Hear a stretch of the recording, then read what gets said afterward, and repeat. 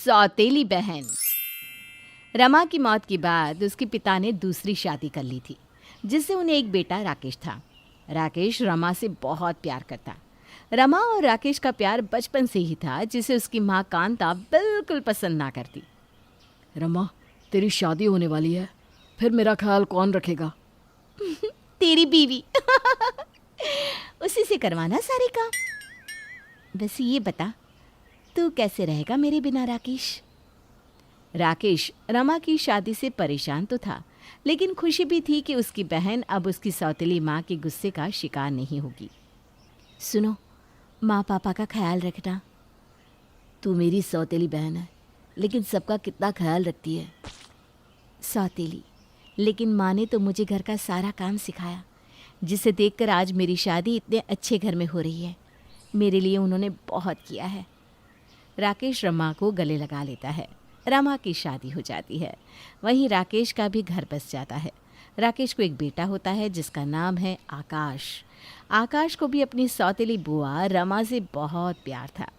पापा पापा, आज बुआ आएंगी ना? पापा, मैं बुआ के साथ सोऊंगा। पापा, बुआ कब आएगी?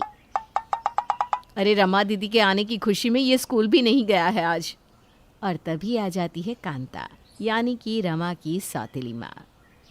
देखो, मैं तो राकेश को बोल बोल कर हार गई, लेकिन मेरा बहू मैं साफ कह देती हूँ, रमा को आकाश के पास आने भी मत देना। अरे बहुत तेज़ है वो, प्रॉपर्टी के लालच में आ रही है। पिता तो मर गया, मेरे सर पर ये रमा छोड़ गया। कैसी बात कर रही हो माँ? रमा तो हर साल बच्चों के साथ छुट्टियों में आती है, और फिर ये तो उसका मायका है ना, कहाँ जाएगी? यहाँ नहीं आएगी तो? अरे जहाँ मर्जी वहाँ जाए, लेकिन यहाँ ना आए, साफ बोल देती हूँ। और मायका माँ से होता है, न माँ रही न बाप, लेकिन फिर भी पीछा छोड़े तब ना ये। तभी रमा आ जाती है। रमा को देखते ही आकाश उसकी गोदी में चढ़ जाता है। वहीं रमा की बेटी सोनम मामा राकेश के गले लग जाती है, जिसे देखकर सौतेली माँ को गुस्सा आता है। कैसी हो रमा? कैसे आना हुआ? और कैसे आए तेरे ससुराल वाले? रमा माँ के पैर छूती है। माँ, मैं ठीक हूँ, वहाँ भी सब ठीक है। सोनम की छुट्टियाँ थी तो मामा के पास आने की जिद कर रही थी।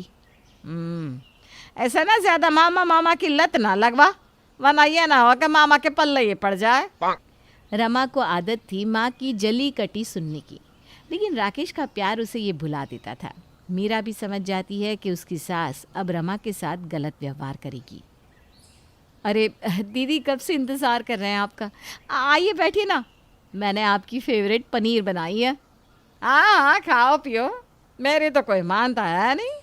कल को जब यहीं खड़ी होगी ना ये, तब पता चलेगा। रमा को आए कुछ घंटे ही हुए होते हैं कि राकेश के पास फ़ोन आता है, जिसे सुनकर राकेश परेशान हो जाता है। क्या हुआ राकेश, परेशान क्यों हो गए? सब ठीक है ना? वहीं मीरा और कांता भी खड़ी होती हैं। अरे क्या हो गया, क्यों परेशान सा लग रहा है?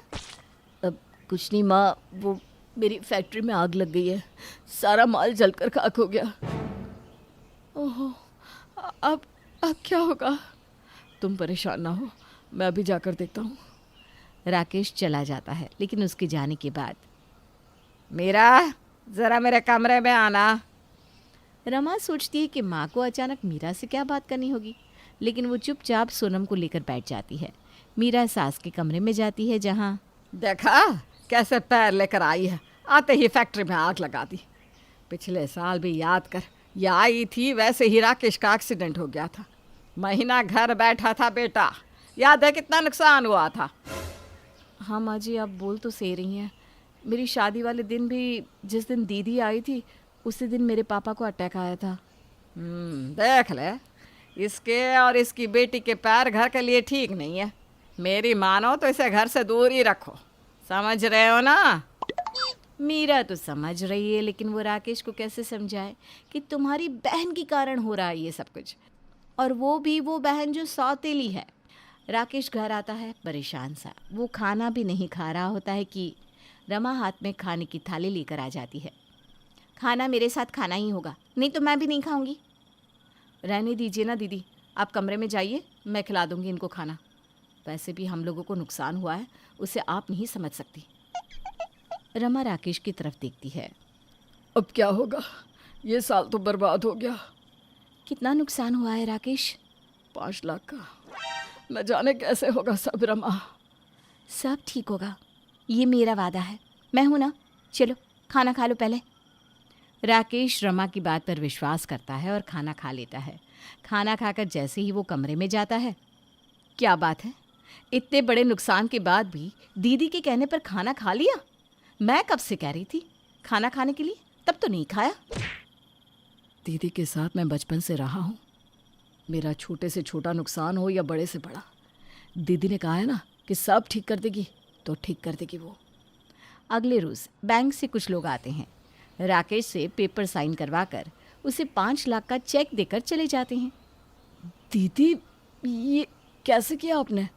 कुछ नहीं, वो तूने इंश्योरेंस के लिए बात नहीं की ना, इसलिए मैंने बैंक से बात की और तेरी सारी फैक्ट्री इंश्योर थी। राकेश मीरा की ओर देखता है। मीरा भी रमा के कंधे पर हाथ रखती है, जैसे कह रही हो, दीदी थैंक्स।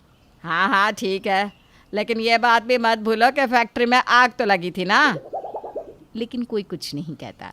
फिर अगले रोज़, रमा, इन कागज़ पर साइन कर दे। ये क्या है माँ? क्या है क्या, जो है साइन कर दे। रमा पेपर पढ़ रही होती है कि हाय रे, देखो देखो कैसे ये लड़की सर पर चढ़ रही है। अरे मैंने पाला है तुझे, तेरी माँ तो मर गई थी मेरे हाथ में देकर, और तू है जो मेरे कागज़ पर बिना पढ़े साइन भी नहीं करेगी। तभी राकेश आ जाता है। क्या हुआ रमा? कुछ नहीं राकेश, मैं बस ये पेपर पढ़ रही हूँ। पता नहीं माँ ने क्यों साइन करने को कहा है। देखा देखा मैं क्या बोल रही थी, ये नहीं मानेगी प्रॉपर्टी तेरे नाम करने के लिए। रमा, तुझे चाहिए तो तू ले ले घर, तेरा हक बनता है। रुको राकेश, मैं पढ़ रही हूँ ना। तभी वहाँ भाभी मीरा आती है। क्या पढ़ रही हैं आप? अरे पढ़ता तो वो है जिसके मन में खोट होती है। माँ जी सही तो कहती हैं, आप हर साल घर में ये देखने आती हैं कि आपकी प्रॉपर्टी कहीं हम लोगों ने हड़प तो नहीं ली। अरे कैसी बात कर रही हो मीरा, ऐसी कोई बात नहीं है। सॉरी रमा, ऐसी बात नहीं है तो साइन क्यों नहीं कर रही हो पेपर में? वो इसलिए क्योंकि तभी सौतेली माँ कांता बोल पड़ती है। वह इसलिए क्योंकि इसके मन में चोर है, ये नहीं चाहती कि सारी की सारी प्रॉपर्टी मेरे बेटे की हो जाए। कैसी बात कर रही हैं माँ, मैं भला ऐसा क्यों नहीं चाहूँगी। भगवान की दया से मेरे ससुराल में किसी चीज़ की कमी नहीं है। हाँ तो कर दीजिए ना साइन दीदी, क्यों नहीं कर रही हैं आप? राकेश की ओर रमा देखती है। नहीं, रमा कह रही है कि वो कागज़ को पढ़ेगी तो उसे वक्त दो। अरे क्यों क्यों पढ़ना, इतना विश्वास भी नहीं है क्या? अरे मेरे वकील ने जो लिखा है तो सही तो लिखा होगा। माँ, क्या हो गया है आपको? क्यों सब रमा को ऐसे बोल रहे हैं? पढ़ी लिखी है वो। आखिर सब ये क्यों भूल रहे हो कि इसी ने मेरे 5 लाख बचाए थे? हाँ तो क्या मेरे घर का सारा हक इन्हें दे दूँ? नहीं मीरा, मुझे कुछ नहीं चाहिए। तो करिए ना साइन। रमा परेशान हो जाती है। वो ना चाहते हुए भी पेपर में साइन करने ही वाली होती है कि उसकी बेटी सोनम ज़ोर ज़ोर से रोने लगती है। एक मिनट में ज़रा सोनम को। हाँ हाँ, मर नहीं रही है वो, रो ही तो रही है, बस साइन कर। रमा को माँ की बात पर गुस्सा आता है। माँ क्या बोल रही हैं आप? मैं अब रात में आराम से ही साइन करूँगी। ये बोलकर रमा पेपर लेकर चली जाती है। और फिर अगली सुबह, राकेश, मीरा, कहाँ हो सारे? अब क्या हो गया, महारानी को चाय चाहिए क्या है? अरे दीदी, क्या हो गया? क्या हुआ दीदी, साइन किया कि नहीं आपने? नहीं, और ना ही मैं इस पेपर में साइन करूँगी। मैं ना कहती थी, अरे इसके मन में ही चोर है। चोर मेरे नहीं, जिसने ये पेपर बनाया है उसके मन में है। किसने बनाया है ये पेपर? माँ ने। पर क्यों, क्या हुआ? इस पूरे घर का मालिकाना हक ना मेरा है ना तेरा राकेश। ये पूरा घर माँ ने अपने भाई के नाम किया है। सभी माँ की ओर देखते हैं। ये देखो, इन पेपर में साफ साफ माँ के भाई के नाम ये पूरी प्रॉपर्टी लिखी है। साथ में ही ये लिखा है कि इसमें मुझे और तुझे कोई समस्या नहीं है। देखो। राकेश पेपर पढ़ता है। अरे मैंने तो बिना पढ़े साइन भी कर दिए। माँ, क्यों? आप अपने सगे बेटे के लिए ऐसा कर रही हैं? वो तो भला है सौतेली बहन का जिसने समय पर ये देखा।